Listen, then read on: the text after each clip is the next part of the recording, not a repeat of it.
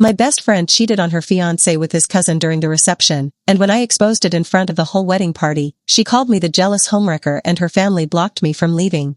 Throwaway because a lot of people from my town use Reddit.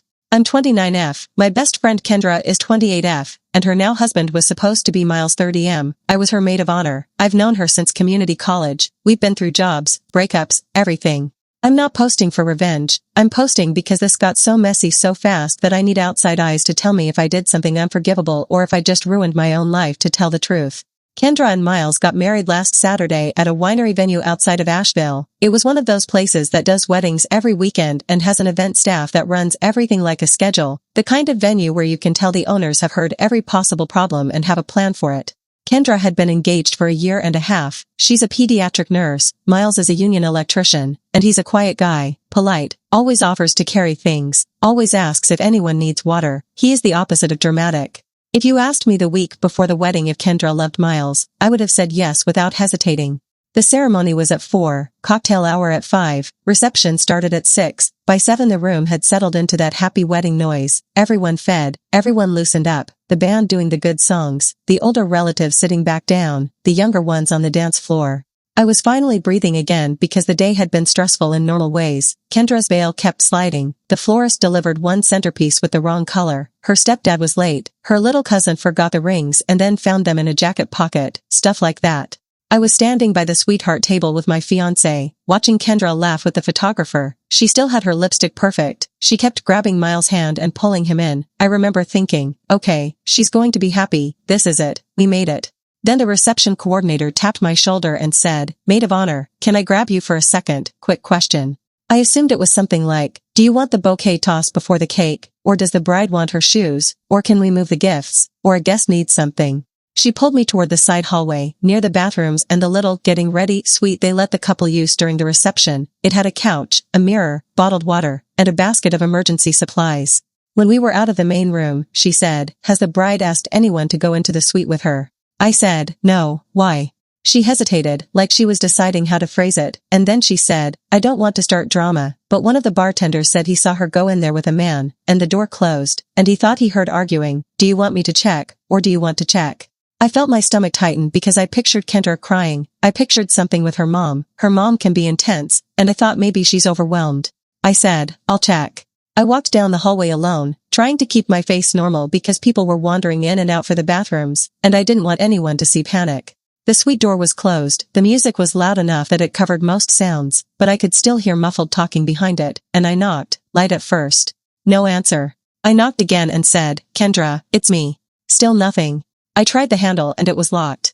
My first thought was, okay, she's using the bathroom and locked the main door, or she's changing into sneakers and doesn't want someone walking in, normal. Then I heard a man laugh, close, not like a distant laugh from the hallway, a laugh inside the room, right by the door. I froze. I knocked harder and said, "Open the door." The lock clicked a second later, and the door opened maybe 6 inches, just enough for a face, and it wasn't Miles.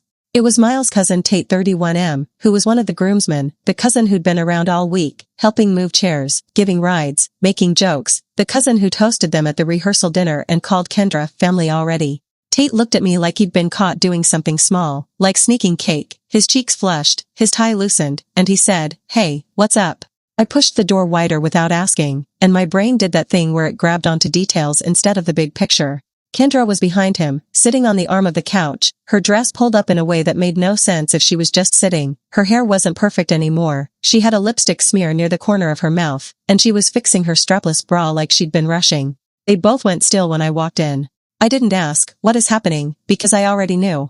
I said, "Are you serious?" Kendra's eyes went wide and then narrowed, like she was picking a response, and she said, "Get out."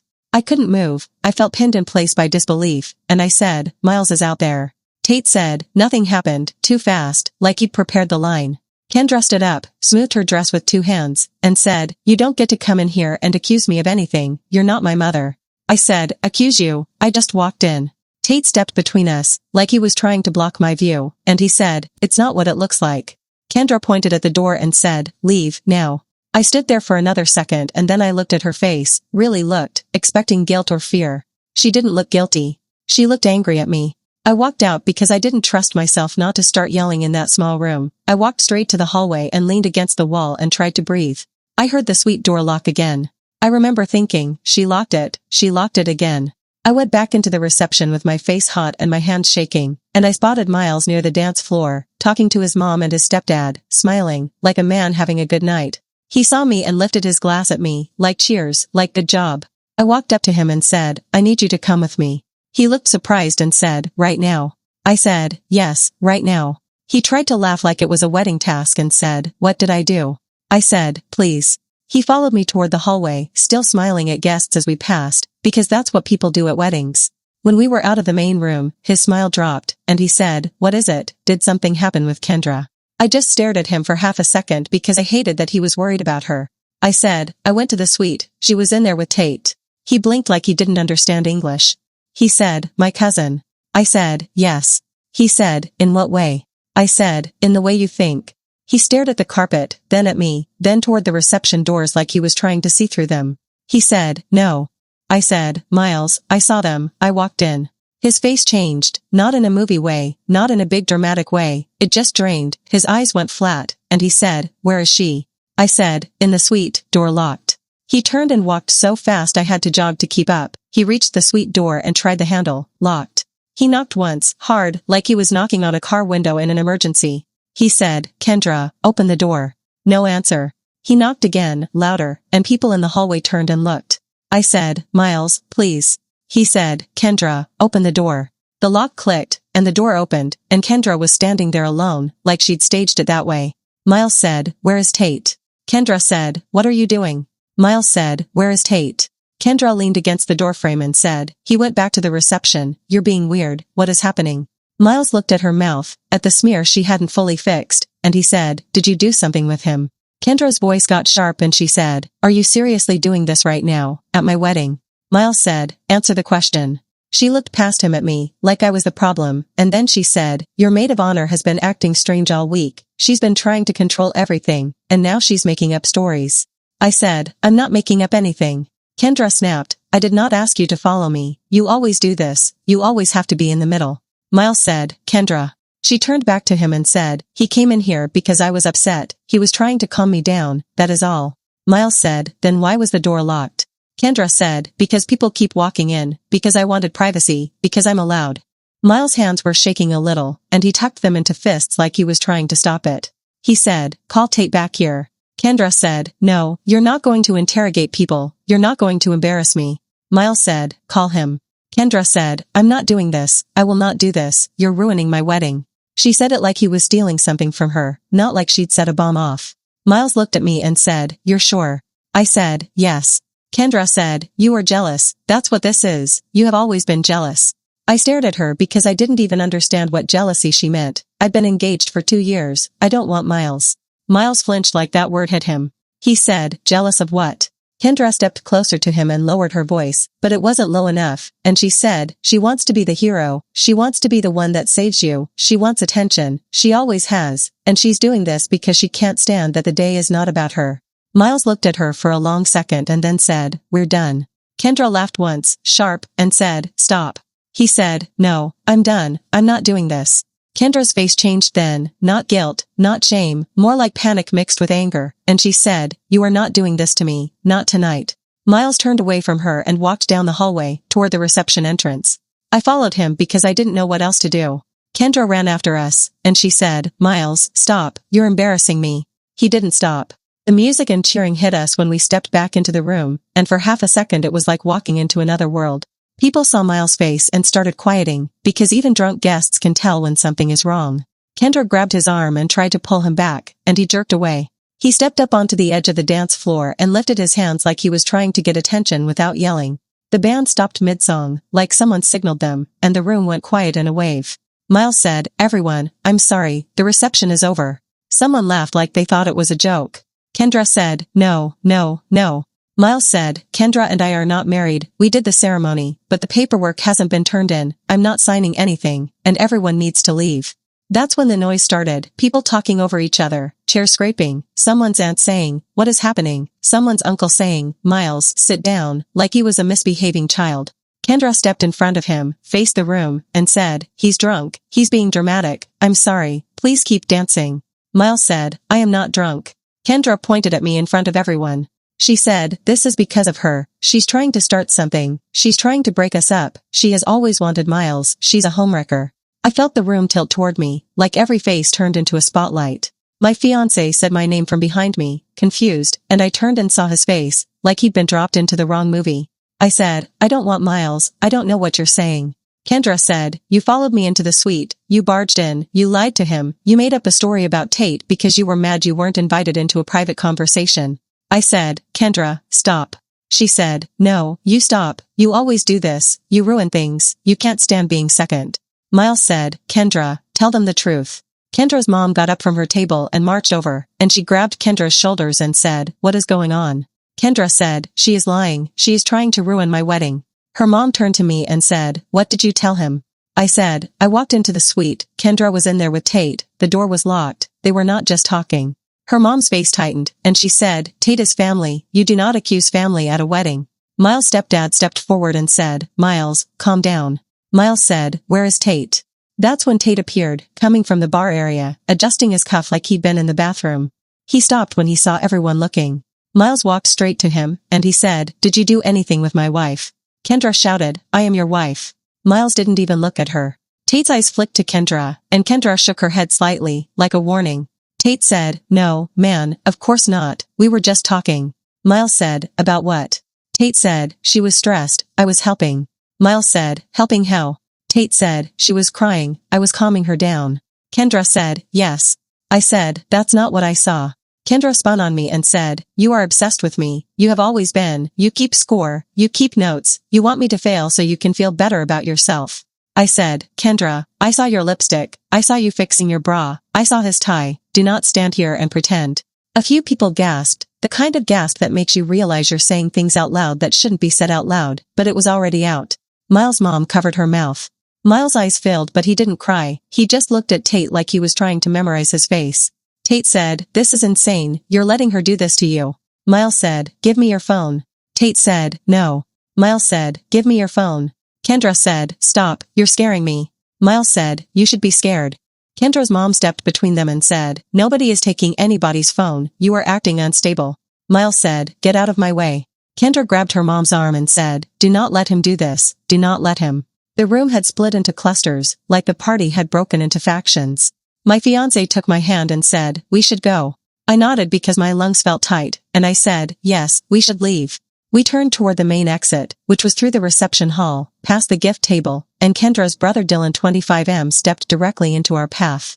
Dylan wasn't drunk, he was just angry. He held his hands out like a barrier and said, no, you're not leaving. I said, move. He said, you started this, you can stand here and finish it. My fiancé said, we're leaving. Dylan said, not until you fix it. I said, fix what? She did this. Kendra's other brother, older, Eric 33M, came up on the other side, and now both of them were in front of us. Eric said, you're not walking out and letting people think my sister is some kind of person. I said, I'm not responsible for what people think. Eric said, you're not leaving. My fiancé stepped forward, and he's not a small man, and he said, get out of the way, now. Dylan said, do not touch me. People started watching again, like the drama was shifting to a new scene. The reception coordinator appeared, the same one who'd pulled me aside earlier, and she said, hey, everyone, you need to step away from the doors, you can't block exits. 1. Eric turned on her and said, this is family business. She said, I don't care, you need to move. Dylan said, she is not going anywhere. The coordinator looked at me and said quietly, do you want security? I nodded because my throat was tight and I didn't trust my voice. She walked away fast. My fiancé said, call the police. I pulled my phone out, and Dylan lunged like he was going to grab it, but my fiancé stepped between us. Kendra's mom shouted, she is trying to run because she knows she lied. I said, I didn't lie. Kendra came up behind her brothers and pointed at me, crying now, real tears. She said, look at her, she's doing it again, she's always been like this, she tries to take things that are mine. That hurt in a way I didn't expect, because it wasn't even about the cheating anymore, it was like she was erasing our whole friendship and replacing it with a story where I was the villain. I said, Kendra, I have done nothing but show up for you. She said, you showed up to ruin me. Miles' voice cut through, louder than before. He said, move out of the way, let them leave. Eric said, this is between you and her, stay out of it. Miles said, let them leave. Tate said, Miles, stop making a scene. Miles turned and walked toward Tate again, and I thought he was going to hit him. He didn't, but he got in his face and said something I couldn't hear. Tate shoved him, not hard, but enough that people screamed. That's when 2 venue security guys arrived, not cops, just security, black shirts, radios, and they stepped in front of the exit. One of them said, "Everybody back up." Eric said, "We're not leaving." Security said, "You can leave, or we can call law enforcement." Dylan said, "Call them." My fiancé said, "Call them, please." The coordinator was already on her radio. Within minutes, it felt like the whole place had turned from a wedding into an incident. People were filming, which made me want to disappear. Kendra's aunt came over to me and said, "Sweetheart, just apologize, you can fix this." I said, "I'm not apologizing for what I saw." She said, "Not what you saw, how you said it." I didn't answer because it was pointless. The police arrived, 2 officers, and the room quieted in that way it does when uniforms show up. The coordinator walked straight to them and started talking, pointing at the exit, pointing at Eric and Dylan, pointing at the crowd. One officer came to us and said, "Are you trying to leave?" I said, "Yes." He said, "Are they preventing you?" I said, "Yes." He nodded and turned toward Eric and Dylan and said, "Step aside." Eric said, "She's lying." The officer said, "Step aside." Dylan said, "This is our sister's wedding." The officer said, "Step aside, now." They moved, slowly, with the kind of anger that promises this is not over. My fiancé put his arm around my shoulders and guided me out, and as we passed, Kendra yelled, "You are a jealous homewrecker." I didn't turn around. We walked into the parking lot, past the string lights, past the guests smoking near the side gate, and I heard the music start again inside, like someone was trying to restart the night. We got into my fiancé's car, and I sat there shaking. He said, "Did this really happen?" I said, "Yes." He said, "What did you see?" I told him exactly what I saw, no extra, no drama. He stared straight ahead and said, "She's going to tell everyone you made it up." I said, "I know." I didn't sleep that night. By morning, my phone was full of messages. Some people were asking if I was okay, but most were accusing me. Kendra's mom texted me that I was evil, that I always wanted Miles, that I had finally done it. Eric texted my fiancé that he was protecting a liar.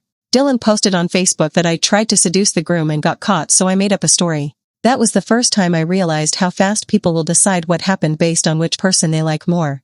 Miles texted me around noon. He said, "Tell me the truth, did you see them do anything, or did you see them alone and assume?" I stared at my phone for a long time.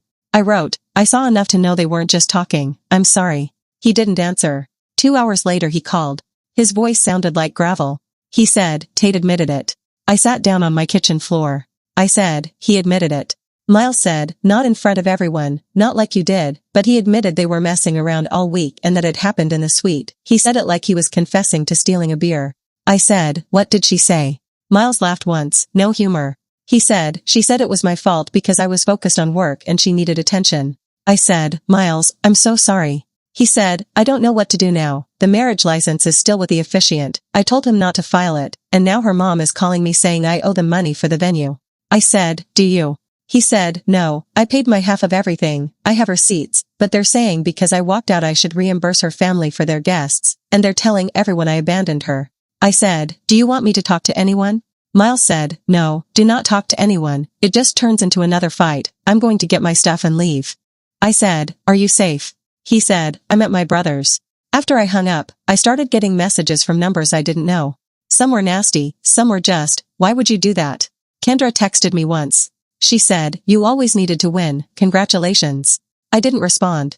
That afternoon, the reception coordinator called me. She said, "Hi, I'm checking in, are you okay?" I said, "I'm okay." She said, "I'm sorry about what happened. We had to document everything because the police were called. If anyone contacts you and says you were trespassed or banned, that isn't true. You were escorted out because you asked to leave." I said, "Thank you." She paused and said, "Also, I'm not taking sides, but my staff saw what they saw, so if someone is threatening you, keep everything." I said, "Did someone see them?" She said, 2 staff members saw the groom's cousin go into that suite with the bride. We can't say what happened inside, but we saw the timing, and we saw him adjust his clothes when he came out, and we saw her fix her dress. I'm telling you because you're getting blamed." I didn't know what to do with that information. I asked if she would put it in writing. She said yes and emailed me a short statement that just said what she and staff observed, timestamps, nothing dramatic, just factual. I forwarded it to Miles. He replied, "Thank you, I needed that." That night, Kendra showed up at my apartment. I wasn't home, my fiancé was, and he called me and said, "She's here."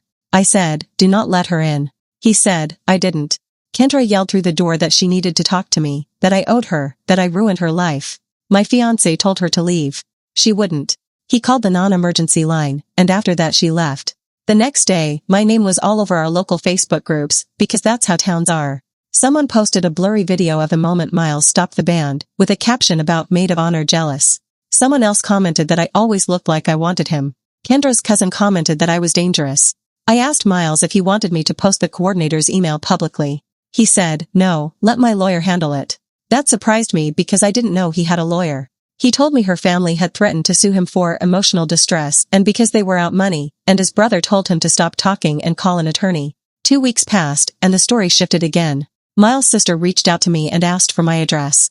I thought she was going to send something horrible. Instead, she sent me a copy of a cease and desist letter his attorney sent to Kendra, Tate, and Kendra's mom. It basically said they had to stop defaming me and him online, stop contacting us, and stop threatening. I didn't know those letters worked, but they must have, because the post slowed down after that. Then I found out the part that made me feel sick. Miles called me and said, can you meet me somewhere, public? We met at a coffee shop, and he looked like he hadn't slept in a month. He slid his phone across the table and showed me a screenshot. It was Kendra texting him a few days before the wedding, telling him to ask Tate to pick up some items because she forgot, and then Tate texting back, already on it, and then a heart emoji. Miles said, I read their messages. It was in her iPad because she forgot it syncs. I didn't ask more because I didn't want to see details that would live in my head. Miles said, it started months ago. She told him she was only with me because it was safe. She told him she still wanted to feel wanted. I said, I'm sorry. Miles said, I keep replaying every time she invited him over, every time she told me to include him, every time she said, he's like a brother, and I feel stupid. I said, you're not stupid. He stared at the table and said, her family keeps saying you seduced Tate, that you made him confess to save yourself. I said, why would I do that? Miles said, because they need it to be anyone's fault but hers. That was the first time in the whole thing that I felt something like anger instead of shock. I said, do you want me to make a statement? He said, no, I want you to stay out of it, for your own safety, they're not stable. I nodded. The resolution part, if anyone is looking for some big public apology, didn't happen.